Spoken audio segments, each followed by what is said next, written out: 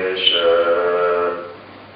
نصيب برحمتنا من نشاء ولا نضيع أجر المحسنين ولأجر الآخرة خير للذين آمنوا وكانوا يتقون وجاء إخوة يوسف فدخلوا عليه فعرفهم وهم له منكرون ولما جهزهم بجهازهم قال ائتوني بأخ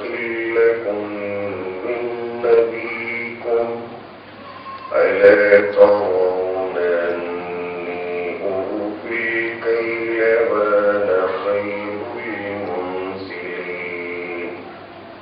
فإن لم تأتوني به فلا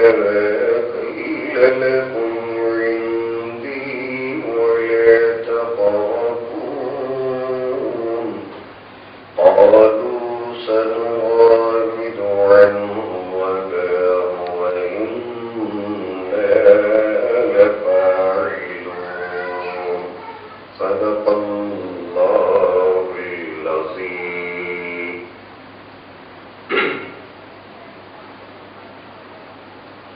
پناہ مانگتا ہوں میں اللہ کی شیطان مردود سے. شروع اللہ کے نام سے جو بڑا ہی مہربان نہایت رحم والا. 13ویں پارے کی یہ پہلی آیات کریمہ ہے. پچھلی آیتوں میں حضرت یوسف علیہ السلام کو اللہ نے اپنے فضل اور کرم سے قید خانے سے رہائی اور نجات عطا فرمایا. مصر کے بادشاہ نے اپنے خواب کی تعبیر کے سلسلے میں حضرت یوسف علیہ السلام کو جیل سے رہائی کا فرمان نافذ کیا. حضرت یوسف علیہ السلام دربار میں پہنچے، بادشاہ سے سلام علیہ کیا، خیریت پوچھی. پیغمبرانہ شرافت سے جیسے ہی کلام فرمایا بادشاہ بہت ہی متاثر ہوا اور اپنے خواب کو بیان کیا. حضرت یوسف علیہ السلام نے خواب کی تعبیر اور خواب کا معنی اور مطلب بیان کیا اور ساتھ میں یہ بھی بیان کیا کہ مجھے اپنے ملک کے خزانوں پر مامور کر دیجیے، اقتصادی وزیر بنا دیجیے، فائنانس منسٹر بنا دیجیے. اس سلسلے میں میں اس کی عبادت بھی کرنے والا ہوں اور اقتصادیات کے بابت علم بھی رکھنے والا ہوں کہ اچھی طرح جانتا ہوں کہ کس طرح اقتصادیات کو ہموار کیا جائے. اس سلسلے میں میں نے آپ لوگوں سے پچھلے دنوں میں عرض کیا تھا کہ کسی بھی انسان کا کسی سے عہدہ مانگ کر لینا اچھا نہیں لگتا کہ عہدوں سے تو جتنا انسان بچ کر نکل جائے اسی میں اس کے لیے سلامتی ہے. ذمہ داری قبول کرنا، ایک تو اگر کوئی انسان کسی کو قابل سمجھ کر ذمہ داری دیتا ہے تو ذمہ داری کو نبھانا بڑا مشکل پڑ جاتا ہے. تو الٹے یہ ہے کہ انسان خود آگے بڑھ کر ذمہ داری کو مانگ کر لینا ایک عجب قسم کی بات سمجھ میں آتی ہے، اور وہ بھی پیغمبر کے زبان سے باتوں کو سن کر کہ بات ہو رہی ہے، ابھی رہا ہوئے ہیں، بادشاہ کے دربار میں پہنچے. پہنچتے پہنچتے بادشاہ سے یہ کہہ رہے ہیں کہ آپ مجھے ملک کا خزانچی بنا دیجیے، خازن بنا دیجیے اور مجھے اقتصادیات کے پورے پاورز مجھے دے دیجیے، اس لیے کہ میں اس معاملے میں اچھا خاصا علم بھی رکھتا ہوں، میں امانت دار بھی ہوں. اپنے تعلق سے 2 صفتوں کو بیان کیا.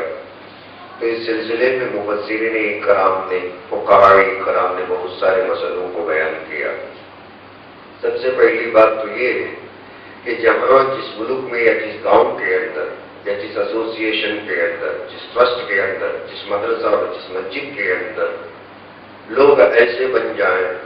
کہ ان کی وجہ سے سدھار ہونے کے بجائے اگر بگاڑ پیدا ہونے کا اندیشہ ہے اور کبھی خطرہ ہے کہ ایسے لوگوں کے حوالے اگر ملک کر دیا جاتا ہے، ایسے لوگوں کے حوالے اگر یہ کمیٹی کر دی جاتی ہے یا مسجد حوالے کر دی جاتی ہے یا مدرسہ، کوئی بھی کام جو پبلک ریلیٹڈ ہوتا ہے لوگوں سے تعلق رکھنے والا کام ہوتا ہے اور نااہل لوگوں کے سپرد ہو جانے کا اندیشہ ہے، تو ایسے وقت میں فقہاء کرام نے مسائل کے اندر اس آیت کے تفسیر اور ترجمے میں اس آیت کو لے کر یہ مسئلہ بیان کیا۔ وہاں قابل انسان کو یہ ذمہ داری بنتی ہے کم سے کم وہ آواز لگائے کہ میں یہ کام کر سکتا ہوں، اس میں وہ اپنے لیے ہلکا پن محسوس نہ کرے۔ وہ جانے، ان کا مسئلہ جانے، ان کی مسجد جانے، ان کا مدرسہ جانے، ان کا ملک جانے۔ کہا ہے ہم خالی پیلی اس جھگڑے پکیڑے کے اندر پڑھ کر اپنی صحت کو خراب کرنا، کون ہماری سننے والا ہے؟ بات تو اپنی جگہ بالکل بجا ہے۔ جسے پالیٹکس کی لت لگ جائے گی نا، وہ نہ تو اپنی بیوی کا رہتا ہے نہ اپنے اولاد کا رہتا ہے، اسے تو سب سے زیادہ شہوت سے زیادہ ایک بھوت سوار ہو جاتی ہے، اور سیاست کا بھوت جسے سوار ہو جاتا ہے، عورت کی جو شہوت ہے اس سے بھی کئی ہزار گنا زیادہ ہے سیاست کی شہوت انسان کو تباہ کر جاتی۔ سب سے بڑی شہوت بادشاہت کی شہوت ہے، پاور کی جو شہوت ہے یہ بھی ایک شہوت ہے، نفسانی خواہش ہے۔ تو کوئی بھی کسی بھی زمانے کے اندر انسان کو ان چیزوں کے اندر پڑھنا نہیں چاہیے، اور کوئی بھی شریف انسان پڑھنا نہیں چاہتا، مگر ایسے اوباش قسم کے لوگوں کو جب ملک حوالے کر دیا جاتا ہے یا کوئی بھی رفاہ عام کا کام حوالہ کر دیا جاتا ہے تو کام بگڑ جاتا ہے، جس سے اسلام کا کام خراب ہو جاتا ہے، دین کا کام خراب ہو جاتا ہے، لوگوں کو انگلیاں اٹھا کر تانے کسنے کا موقع مل جاتا ہے۔ اگر کوئی اللہ کا بندہ ایسے میں ان چیزوں کو دیکھتا ہے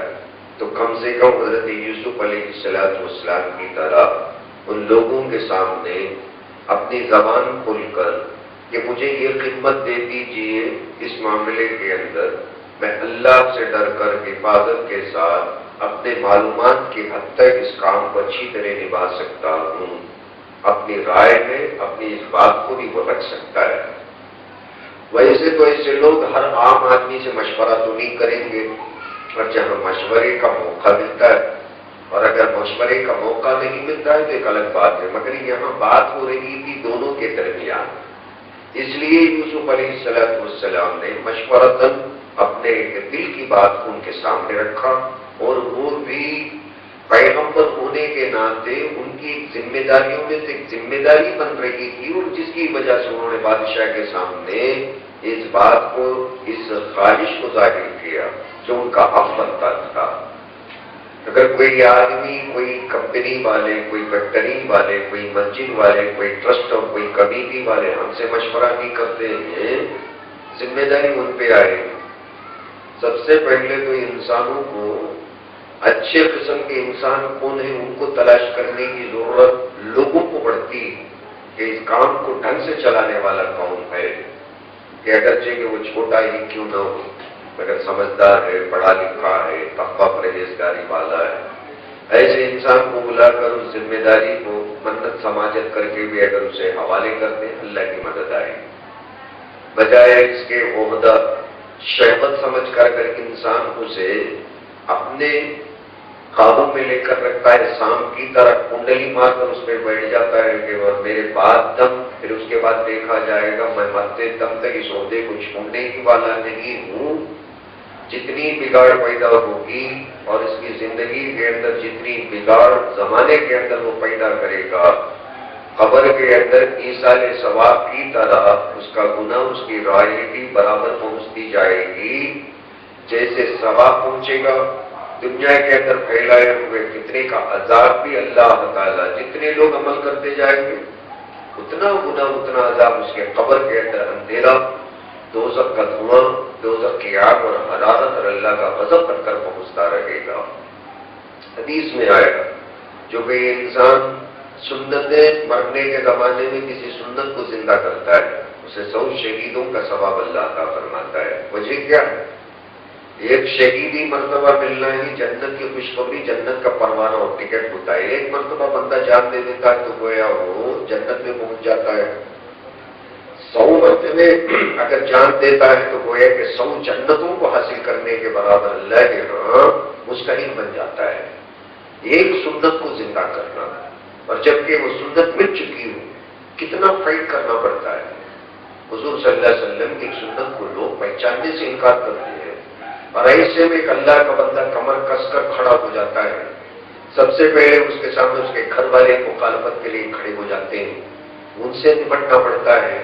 ان سے جھگڑنا پڑتا ہے. پھر وہ لوگ اسے نظر انداز کر دیں گے، ہلکی نظر سے دیکھیں گے، مجلسوں میں نہیں بلائیں گے، ہتک کریں گے، بے عزتی کریں گے، اور پیچھے نہ جانے کیا کیا بولیں گے کہ بھائی آج کل بہت بڑے آدمی بن گئے، آج کل صوفی بن رہے ہیں، ولی بن رہے ہیں، بڑی بڑی باتیں کر رہا ہے، کل کا چھوکرا ہے.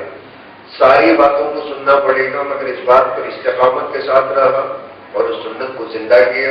اور اس پہ عمل کرتا رہا، اور بعد میں چل کر اگر اللہ اس کی آزمائش کو قبول کر لیا تو اب اس کی سنت پر عمل کرنے کی قربانی کی وجہ سے قبولیت کو ڈال دے گا. ایسا نہیں کہ آج ہم نے سنت پر عمل کر لیا تو دوسرے دو پھر انتظار کے اندر بیٹھ جائیں کہ آج میں عمل کر لیا ہوں، لوگوں کے اندر سنت نہیں، کل فجر سے پھر لوگ پورے زمانے والے میرے پیچھے چلنے والے بن جائیں گے، سنت پر عمل کر لیں گے. ایسا نہیں ہوگا. کام کرنے والے کے دل کو بھی اللہ دیکھے گا. کبھی تو 5 سال گزر جائیں گے، کبھی 10 سال گزر جائیں گے، کبھی اس کا بڑھاپا آ جائے گا، کبھی زندگی میں نہیں ہوگا، مرنے کے بعد میں اللہ قبول کرے گا. اس وقت تک بھی اگر اللہ آزمانا چاہے تو آزمائے گا. اللہ کی مرضی. بندے کا کام ہے کہ اللہ کو اپنے جیتے جی مرتے دم تک اللہ کو اپنا کام بتانا ہے. معاوضہ ہمیں مانگنا نہیں. معاوضہ کر دیتا ہے تو وہ غنی اور داتا ہے، اس کا بدل ہے، دے دے تو ہم فقیر ہیں، ہمارا کام بن جائے گا. اگر نہیں بھی دیتا ہے تو یہ وہی غنی اور داتا ہے، ہم اس سے کچھ کہہ نہیں سکتے اور اسے کچھ بول نہیں سکتے. امید ہے کہ اللہ قرآن میں جیسے بتایا کام کرنے والے کے تنخواہ کو میں اٹھا کر نہیں رکھتا. لا یجزی اجر من احسن عملا. اچھا کام کرنے والے کے معاوضے کو اللہ اٹھا کر نہیں رکھتا، فوراً دے دیتا ہے، بہانے سے دیتا ہے. مگر کہ بندہ آج کام شروع کر لیا، 24 گھنٹے گزرے کہ نہیں گزرے، پاپولارٹی کے لیے سوچتا ہے کہ مجھے کتنے لوگ نظر سے دیکھ رہے ہیں، کون آدمی مجھے فالو کرتا ہے، کتنے لوگوں کے درمیان میں بات میسج پہنچ رہی ہے. ساری باتوں کے چکر میں اگر پڑ گیا تو پھر یہ دین کا کام نہیں ہوا، اس سے اخلاص ہٹ گیا. شیطان کبھی کبھی انسان سے اچھے کام کراتے ہوئے بھی انسان کو تباہ کر دیتا ہے. امام غزالی نے بیان کیا، اور جسے لمت الشیطان کہتے ہیں. 2 خیالات انسان کی طبیعت میں پیدا ہوتے ہیں، اور جسے ایک خیال کو لمت الملک کہا جاتا ہے اور ایک دوسرے خیال کو لمت الشیطان کہا جاتا ہے. جیسے بیٹھے بیٹھے ہم لوگوں کے دل کے اندر کہ ابھی عشاء کی نماز کے بعد میں گھر کو کہے جائے، ابھی تو سونے میں 12 بج رہے ہیں، 12 بجنے کے بعد سوئے کہ 2-3 گھنٹے باقی ہیں. یہ نیا خیال آتے آتے بندے کی طبیعت کے اندر ایک خیال پیدا ہو جاتا ہے. اور جب تک ہم صلاۃ التسبیح پڑھیں اور بندہ وضو بناتا ہے اور جاتا ہے، بھوکا پاکا رہتا ہے، عشاء کے بعد اسے کھانا ہے، اور اس کے باوجود بھی نفس کو کچل کر مار کر بڑی خوشی کے ساتھ جا کر ٹھنڈے پانی سے وضو کرتا ہے. پورے مسجد سے چلے جاتے ہیں، اکیلا کھڑے ہو کر مسجد کے کونے کے اندر اندھیرے کے اندر صلاۃ التسبیح پڑھتا ہے، اور اس کے بعد میں اس کی طبیعت کے اندر خوشی پھیل جاتی ہے. میں نے آج بڑا اچھا کام کیا. لوگ چلے گئے اور میرے دل کے اندر ایک نیک خیال پیدا ہوا اور میں نے صلاۃ التسبیح پڑھی. اور اس خیال کے اندر یہ جو بندہ مبتلا ہوا، اور اگر ایک مرشد ہوتا، اس کی صحبت میں رہتا، اس کی نسبت میں رہتا، یہ جو نیک خیال اسے پیدا ہوا، صوفیاء کرام بیان کرتے ہیں کہ ایسا جو جھٹ سے خیال پیدا ہو جاتا ہے، اس سے بھی اس ٹائم کے اندر یا اگلے دنوں کے اندر یہ اللہ کے بندے سے اللہ تعالیٰ کوئی قبولیت کا کام لینے والا ہوتا ہے. اس سے بھی اچھا بڑھیا کام اللہ قبولیت کا لینے والا ہوتا ہے. اس سے ہٹا کر بندے کو اس سے بھی چھوٹے ثواب کے اندر مبتلا کر کر بڑھیا کام سے شیطان بہکانے کے لیے، محروم کرنے کے لیے ایک نیک خیال پیدا کر کر اس میں اٹکا کر اصل کام سے اور اصل نیکیوں سے، پرماننٹ معاملے سے شیطان بہکا کر چھوڑ دیتا ہے، اور اس کا نام لمت الشیطان. اتنی نازک باتیں ہوتی ہیں کہ عام طور پر ہمارے سمجھ میں نہیں آتی. اللہ جس کو سمجھا دیتا ہے وہ لوگ سمجھ کر بچ کر نکلتے ہیں. شیطان کبھی قرآن پڑھنے کے لیے بھی انسان کو جگہ دیتا ہے، تہجد پڑھنے کے لیے جگہ دیتا ہے. ہر معاملے میں ہم اللہ کے محتاج ہیں،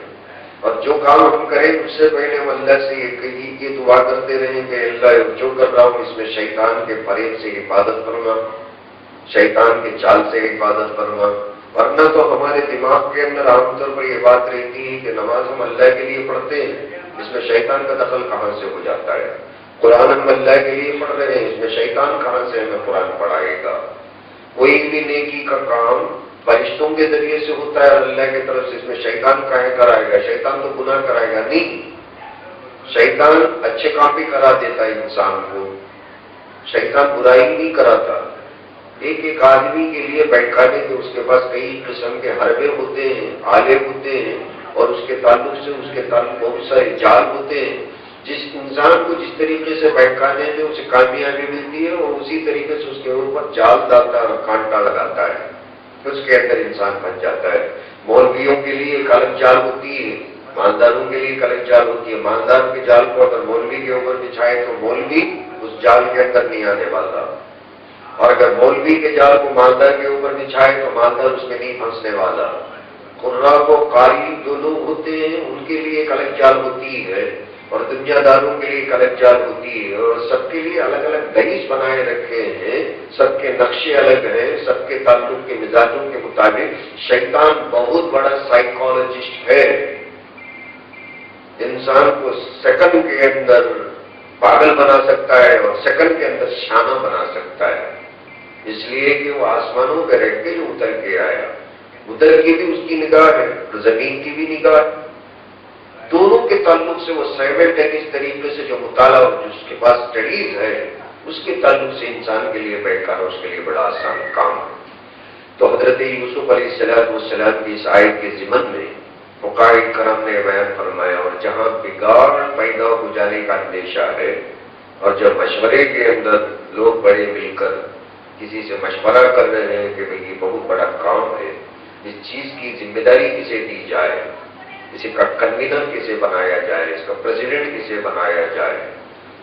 اس کام کو انجام دینے کے لیے اس کی رہبری کے اندر کسی کو بڑا بنا کر کیا جائے،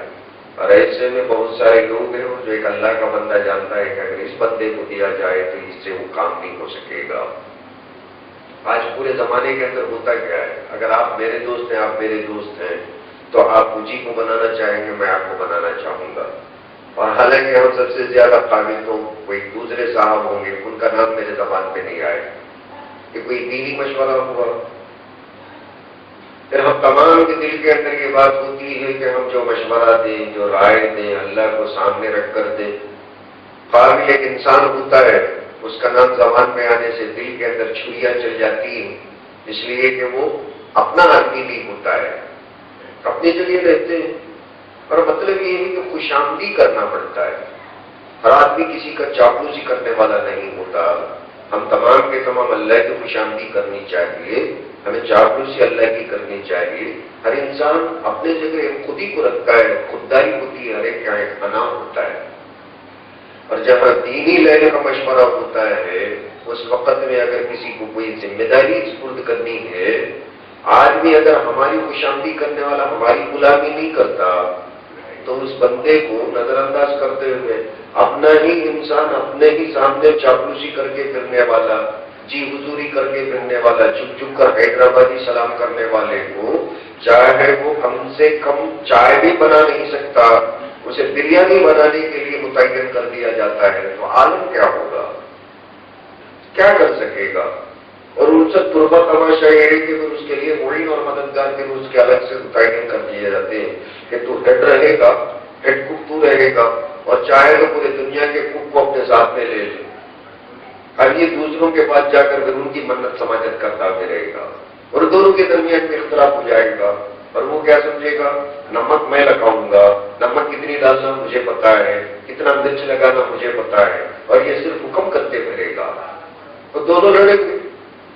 اور دونوں کے درمیان میں جھگڑا ہو جائے گا، اور پھر آ کر جھگڑا چکتا کرنا کون، اور جس کی خوش آمدی کرتا ہے اسی کے سامنے آ کر دونوں جھگڑا چکتا کریں گے۔ یہ کوئی دینی مشورے نہیں ہوئے، یہ اپنے مطلب من مانی کے مشورے ہو گئے۔ حضرت یوسف علیہ السلام نے دو ٹوکے کہہ دیا، جبکہ ملک کے اندر ایوان کے اندر، پارلیمنٹ کے اندر ان کو قدم رکھنے کی جگہ نہیں ہے. وہ تو غلام کی طرح زندگی گزارتے تھے، زرخرید غلام تھے مصر کے اندر. ایک اللہ کا کرم ہے کہ ان کو اللہ تعالیٰ نے عزیز مصر کے گھر کے اندر ایک مہمان خصوصی، ایک شاہی عزت کے ساتھ رکھ کر اللہ نے ان کی پرورش کی. اور بعد میں چل کر وہ جیل کے اندر 8-9 سال گزار کر جیسے باہر تشریف لے آئے، اور اللہ نے ان کے اپنے آزمائشوں کے بعد میں لا کر جیسے ہی بٹھایا، ہٹ سے بادشاہ سے بے تکلف پہ کہتے ہیں کہ مجھے فائنانس دے دو. کتنا بڑا عہدہ ہے. ایک ملک کی تعمیر اور ترقی اگر منحصر ہوتی ہے تو فائنانس پہ منحصر ہوتی ہے. کتنا بڑا عہدہ ہوتا ہے، اور یہ عہدے پر پہنچنے کے لیے انسان کو کتنا بڑا تجربہ کار ہونا پڑتا ہے. دوسرے منسٹری دوسروں کو مل جاتے ہیں، مگر فائنانس کی جو منسٹری ہوتی ہے اس میں جانکاری رکھنے والا امانت دار جو ہوتا ہے، اور جو تعمیر اور ترقی کے بیلنس کو جان سکتا ہے، اور جو روپے کے کرنسی کے ویلیو کو دنیا کے اندر لا کر برابر ٹاپ پوسٹ منہ پر رکھ سکتا ہے، بلندیوں پر پہنچا سکتا ہے، اس اسٹیٹسٹکس جاننے والا، اس کے معیار کو جاننے والا، بیلنس کو جاننے والا، سارے معلومات رکھنے والا، اور ساتھ میں امانت دار بھی ہو. کش سے حضرت یوسف علیہ السلام نے کہہ دیا اجعل لی علی خزائن اللہ، مجھے دے دے، معمور کر دے، مقرر کر دے، مجھے فائنانس منسٹر بنا دے. انی حفیظ علیم، اور میں جاننے والا بھی ہوں، حفیظ، امانت دار بھی ہوں، حفاظت کرنے والا. بعض فقہاء کرام نے کہا حضور صلی اللہ علیہ وسلم کی حدیث کی روشنی میں کافروں کے یہاں ملازمت نہیں کرنی چاہیے، مگر یہ بات میں بادشاہ حضرت یوسف علیہ السلام کے ہاتھ پر مسلمان ہو گیا. اور جیسے میں کل کہہ رہا تھا کہ عزیز مصر کے گزر جانے کے بعد میں چونکہ مسلمان بن گیا تھا تو اس نے زلیخا کو بھی مسلمان بنایا، اور زلیخا سے ایک روایت کے مطابق یوسف علیہ السلام سے شادی بھی کرایا. مگر اتنی شادی کی روایتیں بھی ہیں اور بعض روایتیں ساکت بھی ہیں، اور اللہ بہتر جانتا ہے. اور اس بات کو لے کر ہنگامہ کھڑا کرنا کہ بھئی ایک عورت جو یوسف علیہ السلام کو اس طریقے کے نظر سے دیکھتی وہ پیغمبر کی بیوی کیسے بن سکتی ہے، اس ساری باتوں سے ہمیں کوئی لینا دینا نہیں ہے. وہی عورت ہے جو پورے قوم کے سامنے کھڑے ہو کر یہ اعلان کی کہ میں گنہگار ہوں، یوسف سچا ہے. اور ایسی بھی کوئی عورت ہوگی جہاں بہکانے کی بات اللہ بتایا، گناہ قبول کرنے کی بھی بات بتایا، تو یہ بھی دل رکھنے والی بات ہے. جہاں وہ انگلی اٹھانے والی بات ہے تو زلیخا کے تعلق سے ایک عورت ہو کر وہ بھی جیل میں جا کر آنے والے مجرم کے تعلق سے اب سر پہ کون یہ بات کو لے گا؟ اب وہ تو جرم پورا کر کے قید خانے میں جا کر سزا بھگت کر جو واپس آ گیا، اور اس کے بعد میں آج وہ کن لوگوں کے سامنے والے جرم کر کے فائدہ کیا ہے؟ لیکن اس کے باوجود بھی زلیخا نے قبول کیا. تو جہاں یوسف علیہ السلام کو بہکاری کی بات سامنے آئی تو قرآن خود بولتا ہے کہ یوسف علیہ السلام کے واپس آنے کے بعد میں پورے مجمع کے سامنے، بادشاہ کے سامنے، شوہر کے سامنے اپنی غلطی کے اقرار کرنے کی بھی بات زلیخا نے کیا، اور قرآن بولتا ہے. تو جہاں اس کی برائی بیان کرتے ہیں وہیں اس کے اپنے احوال جرم کی بھی تو تعریف کرنی چاہیے، قرآن بولتا ہے. تو ان دونوں صورتوں میں ہو سکتا ہے کہ اللہ اس کی گناہ کو، اس کی غلطی کو معاف کر دیا، جس کی وجہ سے اللہ تعالیٰ پھر یوسف علیہ السلام کی بیوی بننے کا اسے موقع عطا فرمایا. یہ اللہ تبارک و تعالیٰ کی شان ہے، اس کی حکمت ہے. ہم کسی کو نہ ہلکا دیکھ سکتے ہیں، کسی کے بھی گناہوں کو لے کر کسی بھی بندے کو ہم نہ جہنمی بول سکتے ہیں، نہ اللہ تعالیٰ کی لعنت اور ملامت کر سکتے ہیں. گناہ نظر آتا ہے مگر اندرونی اللہ اسے اس کا کیا بہانہ بنا کر اس کے گناہ کو معاف کر دیا کہ اللہ کو اس کے بندے کے درمیان میں ہوتا ہے، اسے کوئی نہیں جانتا. اس لیے ہم کسی کو بھی کسی گناہ کے اندر ملوث ہو کر اس گناہ سے ہم کراہیت کر سکتے ہیں، گناہ کو ناپسند کر سکتے ہیں، مگر گناہ کرنے والے کے تعلق سے لعنت ملامت کرنا، پر یہ تو غرور کی بات ہو گئی، یہ تو غرور کی بات ہو گئی. ایک حدیث زمانے سے عرض کر رہا ہوں، حضور صلی اللہ علیہ وسلم نے ارشاد فرمایا کہ جو جان بوجھ کر کسی گنہگار کو لوگوں کے درمیان میں اس کے گناہ کی وجہ سے فضیحت کرتے پھرتا ہے. ایک آدمی گناہ کرتا ہے اور اس آدمی کے اس گناہ کو لوگوں کے درمیان میں پھیلا کر صرف اس کو برا بنانے کے لیے کہ آدمی برا ہے، اس سے قریب نہ لاؤ، بلکہ اس آدمی کے اندر یہ برائی ہے اور اس کی وجہ سے اسے عہدہ نہ دو، کہیں یہ آدمی لوگوں کے قریب نہ ہو جائے، حسد کی وجہ سے، حسد کی وجہ سے، جیسے میرے میں کمزوری ہوگی، آپ میں ایک کمزوری ہوگی. اب چلو آپ بڑے بڑے لوگوں سے اگر تعلقات ہیں، اب میرے طبیعت کے اندر اللہ نہ کرے کہ حسد پیدا ہو گیا، جلاپا پیدا ہو گیا کہ بھائی حسنین ہوئے گی تو اچھے خاصے پہچان ہو رہے ہیں اور کوئی ہمیں نہیں پہچانتا ہے، کیا کرے؟ ایک شیطانی وسوسہ بس یہی ہے کہ آپ کے اندر جو کمزوری ہے وہ بولتے پھریں گے کہ ان کو قریب مت لانا، ان کے اندر یہ برائی ہے، یہ برائی ہے، یہ برائی. حضور صلی اللہ علیہ وسلم نے فرمایا ان قریب اللہ تعالی سے بندے کو اس کے بیوی بچوں کے درمیان میں ننگا کر دیتا. یفضحہ فی البیت، یفضحہ فی البیت، بیوی بچے خود اسے ننگا کر دیں گے، نہ بیوی کے درمیان میں اس کی عزت ہوگی نہ بچوں کی، یعنی مطلب خود کے اپنے خاندان کے اندر ننگا ہو جائے. جو کسی بندے کے پیچھے ایسے پڑ گیا، اللہ ماشاء اللہ کوئی آدمی کسی سے پوچھتا ہے کہ بھائی اس آدمی کا معاملہ کیا ہے، اس کے اندر بھی بڑے محتاط طریقے سے بولنے کی ضرورت پڑتی ہے. اور جہاں سنداوے کی بات آتی ہے، کوئی نسبت کی بات آتی ہے، وہاں بولنے کی ضرورت پڑتی ہے. اور اس کے علاوہ کسی کی برائی کو بیان کرنے کا کون ٹھیکہ لے کے رکھا ہے؟ تو یوسف علیہ السلام کی شادی کو لے کر بہت سارے لوگوں نے، اور جو بالکل ہی زلیخا کو نعوذ باللہ کا فاحشہ کا لقب دے کر کے فاحشہ قسم کی عورت ہے، یہ یوسف علیہ السلام کی بیوی کہاں بن سکتی ہے؟ تو یہی وہ فاحشہ جنہوں نے کہا وہی تو ہے کہ بھرے الفاظ بھرے مجمع کے اندر اعلان کیا میں ہی سب سے بڑی گنہگار ہوں، راوغتہ عن نفسی، میں نے ہی بہکایا جی یوسف علیہ السلام. کون سی عورت کی مجال ہوگی؟ شوہر کھڑا ہے، پرائے مرد مانے کے تعلق سے کہتی ہے، شوہر سن رہا ہے، بادشاہ سن رہا ہے کہ میری غلطی ہے، میں نے بہکایا یوسف علیہ السلام کو کہ خراب کام کرو مجھ سے. وہی الفاظ ہے نا، کلم کل اللہ بولتا ہے، اور اللہ کو بولنے میں ذرا حیا نہیں ہے، اور اللہ کو بولنے میں ذرا ہچکچاہٹ نہیں. اللہ جب بولنے پہ آتا ہے تو کھول کر بیان کرتا ہے. تو ملازمت اختیار کرنے کی جب بات آئی تو فقہاء کرام نے کافروں کے ہاں بھی ملازمت اختیار کرنے کا فتویٰ دیا، اور بعض فقہاء کرام نے یہ کہا کافروں کے ہاں ملازمت کرنے میں ان کی اپنی اقتصادی حالت درست ہوگی اور ان کا اپنا فائنانس معاملہ مضبوط ہوگا، اس لیے ان کے پاس کرنے کے بجائے مسلمانوں کے پاس کرنے کو افضل بتایا. اگر کوئی مسلمان کمپنیوں کے اندر اگر مسلمانوں کو اگر نوکری ملتی ہے تو وہاں جا کر کرنے میں افضلیت ہے، اور اگر یہاں اگر ملازمت نہیں ملتی ہے تو پھر تو فتویٰ اس پر ہے، اس میں کوئی گناہ نہیں ہے کہ کہیں بھی کسی بھی جگہ جا کر انسان اپنا پیٹ پالنے، اپنے بیوی بچوں کا گھر گزارا کرنے کے لیے ملازمت کر سکتا ہے. تو یہاں حضرت یوسف علیہ السلام نے مانگ کر جو عہدہ طلب کیا، وہ ہمیں بھی مانگ کر عہدہ طلب کرنے کی جب ضرورت پڑتی ہے تو بولنا پڑتا ہے، اور جہاں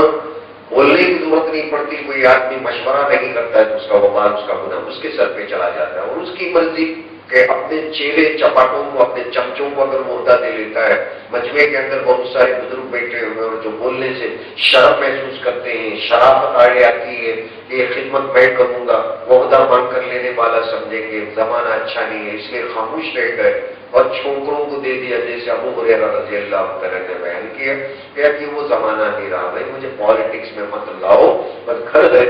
مسجد ہے، یا کبھی امی جان حضرت عائشہ کی اتنی خدمت ہے، اور اس کے علاوہ میں یہ گورنری میں پالیٹکس میں جانے والا زمانہ خراب ہو گیا. اور وہ اس زمانے میں بولتے تھے کہ آج کی حکومت چھوکروں کے ہاتھ میں چلی گئی، کیونکہ وہ ابو بکر کو دیکھ چکے تھے. بولتا ہے نصیب برحمتی نہ، ہم پہنچاتے ہیں اپنی دیا سے، اپنی مرضی سے، برحمتی نہ من نشاء، جس کو ہم سلیکٹ کرتے ہیں اور چاہتے ہیں، ولا نضیع اجر المحسنین. ہاں یہ بات بالکل ہے، نیکی کرنے والے کے بدلے کو ہم ضائع نہیں کرتے، اور جو بندہ اللہ کے لیے نیکی کرتا ہے، اللہ اللہ بولتے ہوئے دیکھتا ہے، اللہ کچھ کر دے، اللہ کچھ دے دے، اللہ کچھ کر دے، تو اللہ اس کے اپنے پسینے کو سوکھنے سے پہلے عطا فرما دیتا ہے. اللہ تعالیٰ کی دیا ہے، اس پہ کوئی ڈیمانڈ کرنے والا نہیں. اللہ مجھے بھی اور آپ کو سمجھ کر عمل کرنے کی توفیق عطا فرمائے. سبحان اللہ و بحمدہ، سبحانک اللہم و بحمدک، نشہد ان لا الہ الا انت، نستغفرک و نتوب الیک.